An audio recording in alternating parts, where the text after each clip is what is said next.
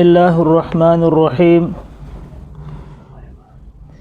باب ما جاء من کم یؤتی الی الجمعہ۔ اس باب کے اندر امام ترمذی رحمۃ اللہ علیہ کئی مسائل کو بیان فرما رہے ہیں۔ ان میں سے پہلا مسئلہ یہ ہے کہ بھئی جمعہ کن لوگوں پر واجب ہے، جمعے کی نماز جمعہ کن لوگوں پر واجب ہے۔ نمبر 2، جمعے کے لیے کون کون سی شرائط ہیں، اور اس باب کے اندر جو احادیث ہیں وہ کس درجے کی ہیں۔ اور نمبر 4، جن علاقوں میں جمعے کی شرائط نہیں پائی جا رہی لیکن وہاں جمعہ ہو رہا ہے، ان کا حکم کیا ہے۔ تو لہٰذا یہ بڑا اہم باب ہے، توجہ طلب ہے، توجہ کے ساتھ غور فرمائیں۔ تو جمعہ کن لوگوں پر فرض یا واجب ہے، اس کے بارے میں احناف کے 8 قول ہیں۔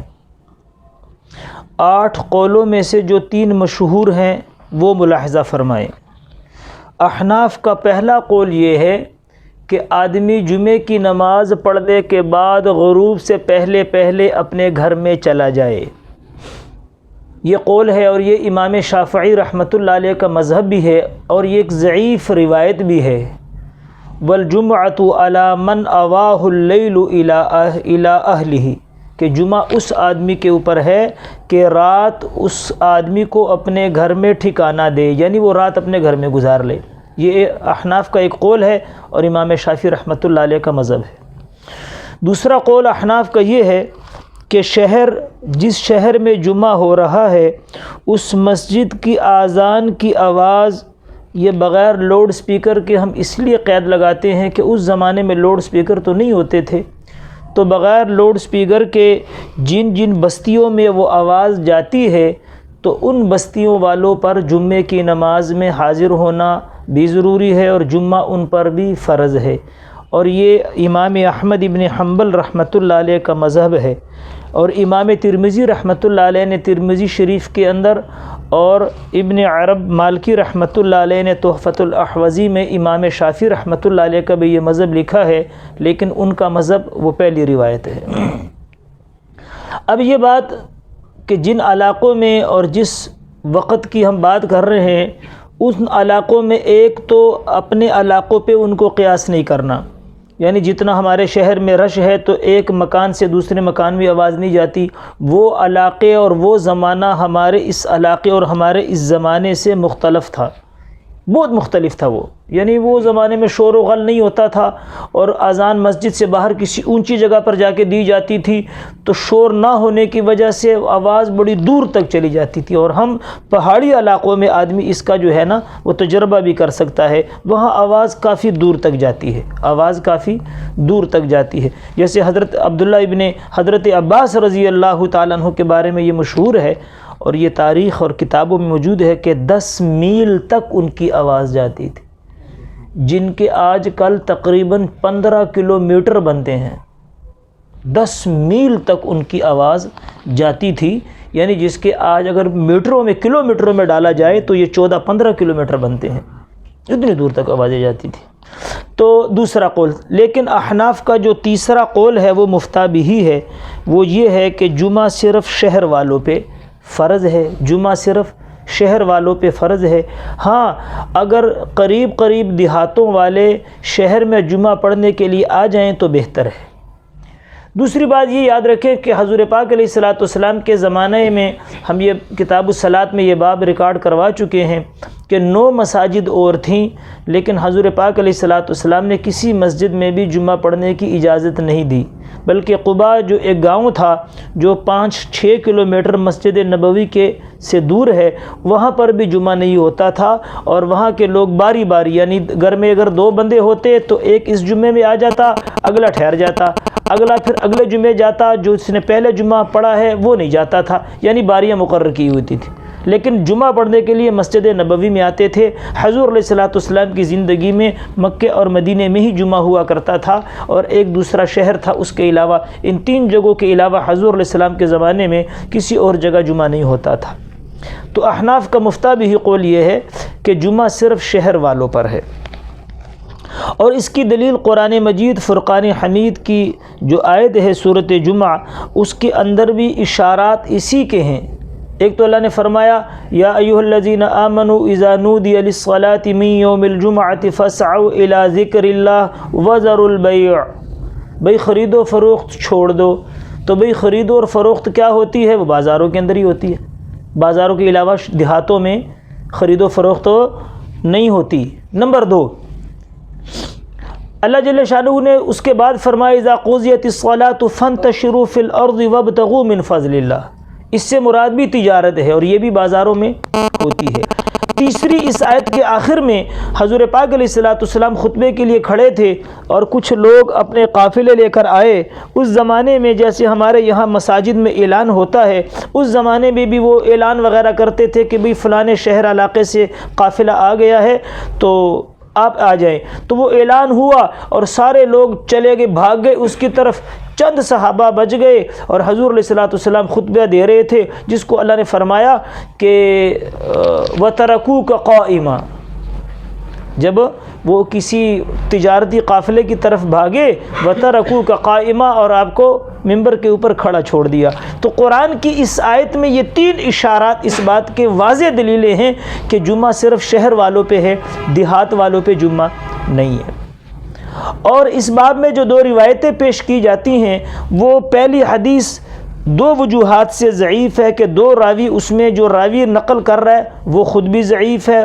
اس کا مضمون یہ ہے، وہ کہتے ہیں کہ حضور پاک علیہ السلام نے ہم جو قباء والے تھے ان کو یہ کہا تھا کہ آپ قباء والے جمعہ پڑھنے جو ہے وہ مسجد نبوی میں آئے۔ یہ سویر ہیں، ان کا نام ہے سویر بن فاختہ، یہ خود بذات خود جو ہے نا وہ ضعیف ہیں۔ نمبر 2، وہ کہتے ہیں رجل من اہل القباء، جس رجل کا ذکر کرتے ہیں وہ رجل بھی مجہول ہے۔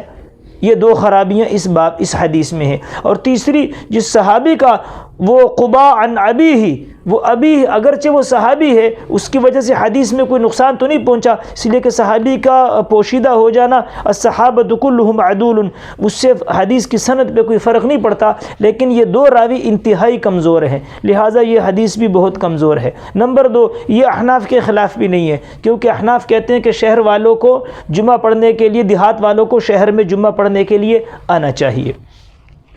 دوسری حدیث یہ جو ہم نے ابھی بیان کی ہے کہ وَالْجُمْعَةُ عَلَى مَنْ أَوَاهُ اللَّيْلُ إِلَىٰ أَهْلِهِ، امام احمد ابن حنبل رحمۃ اللہ علیہ اپنی مجلس میں تشریف فرما تھے، تو یہ جمعے کی بحث جو ہے نا وہ شروع ہو گئی۔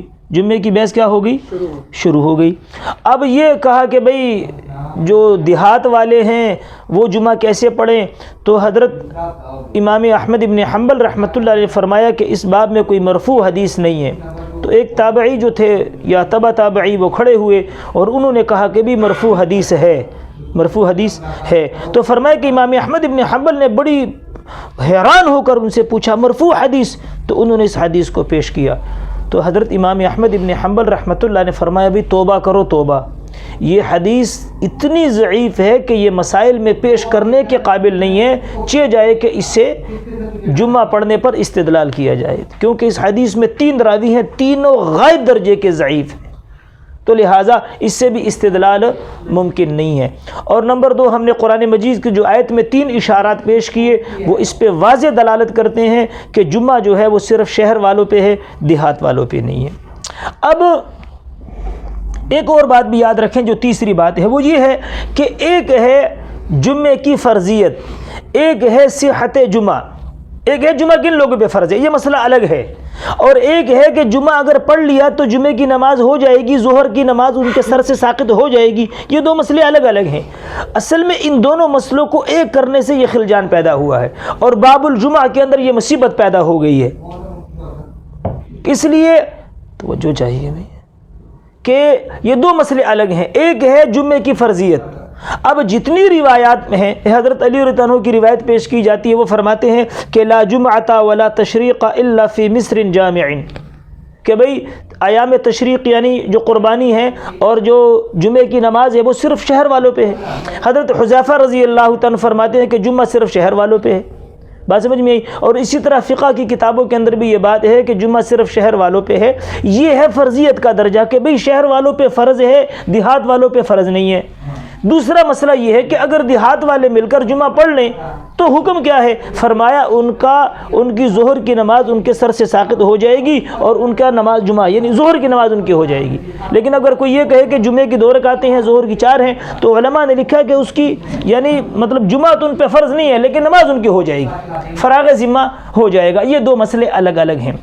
اب چوتھی اور آخری بات یہ ہے کہ اس سے پہلے کہ بھئی یہ جمعے کے لیے شرائط کیا ہیں، جمعے کے لیے شرائط کیا ہیں. تو احناف کے نزدیک اگر شہر اور قصبہ ہونا اور اگر بڑا دیہات ہے جس میں گلی کوچے ہیں اور کچھ بازار ہے جن سے ان کی ضرورتیں لوگوں کی پوری ہوتی ہیں، اور جمعے میں 4 آدمی امام سمیت یا امام کے علاوہ 4 آدمی ہو تو وہاں پر جمعہ پڑھانا چاہیے. جمعہ ان لوگوں پہ فرض ہے.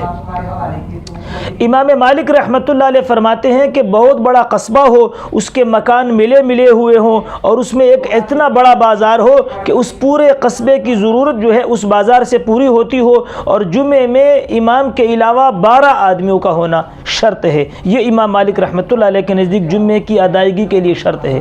اور امام شافعی رحمۃ اللہ علیہ جو ہیں وہ قصبے وغیرہ کی قید تو نہیں لگاتے، لیکن وہ کہتے ہیں کہ جس قصبے کے اندر، جس شہر اور دیہات کے اندر 40 آزاد عاقل اور بالغ آدمی ہو تو یہ جمعے کی شرائط کے لیے ضروری ہے، لہٰذا ان کو بھی جمعہ ہو جائے گا، وہ بھی جمعہ پڑھ سکتے ہیں.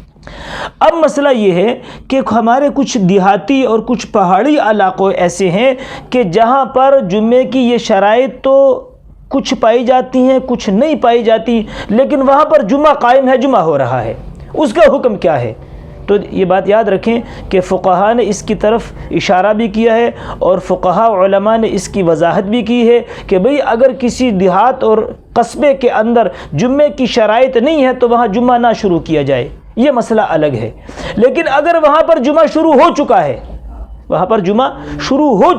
تو مفتیوں نے یہ بھی لکھا ہے، فتویٰ اسی پر ہے کہ بھئی اس کو موقوف نہ کیا جائے، اس جمعے کو جاری رہنے دیا جائے، اس کو موقوف نہ کیا جائے، کیونکہ اگر اس کو موقوف کیا جائے گا تو فتنے کا خطرہ ہے. تو لہٰذا جن علاقوں میں شرائط نہیں ہے لیکن وہاں پر سالوں سے جمعہ ہو رہا ہے تو مفتی کہتے ہیں کہ اس پہ فتویٰ ہے کہ اس کو موقوف نہ کیا جائے بلکہ جمعے کی نماز وہاں پر ہوتی رہے. چلو جمعہ اگر نہیں ان کی نماز تو فرض تو ساقط ہو رہا ہے اور اس پہ فتویٰ بھی ہے. تو لہٰذا اس مسئلے میں اکثر لوگ الجھتے ہیں کہ بھئی اس علاقے میں شرائط نہیں ہے لیکن یہاں پر جمعہ ہو رہا ہے. ہم ان سے یہی درخواست کرتے ہیں کہ مفتیوں کا فتویٰ موجود ہے، فقہ کی کتابوں میں موجود ہے کہ بھئی جمعہ شروع نہیں کرنا چاہیے، لیکن اگر شروع ہے تو اس کو موقوف بھی نہیں کرنا چاہیے، کیونکہ اس کے موقوف کرنے میں کیا ہے؟ فتنہ ہے. تو اس فتنے سے بچنے کے لیے جہاں پر جمعے ہو رہے ہیں وہاں پر شرائط نہیں ہے تو اس کو موقوف نہ کیا جائے. ہاں جن علاقوں میں آپ لوگ جائیں یا جن علاقوں میں ابھی جمعہ شروع کروائیں تو وہ علماء سے پوچھ کے اپنے علاقوں کے ساری صورتحال سامنے رکھیں پھر جمعہ شروع کروائیں. اگر صورتحال ایسی ہے کہ جمعہ ان لوگوں پہ فرض ہے تو وہاں شروع کیا جائے، وگرنہ تو موقوف رکھا جائے. لیکن جہاں پر ہو رہا ہے اس کو موقوف نہ کیا جائے. فتویٰ اسی کے اوپر ہے کہ اس کو جاری رہنے دیا جائے.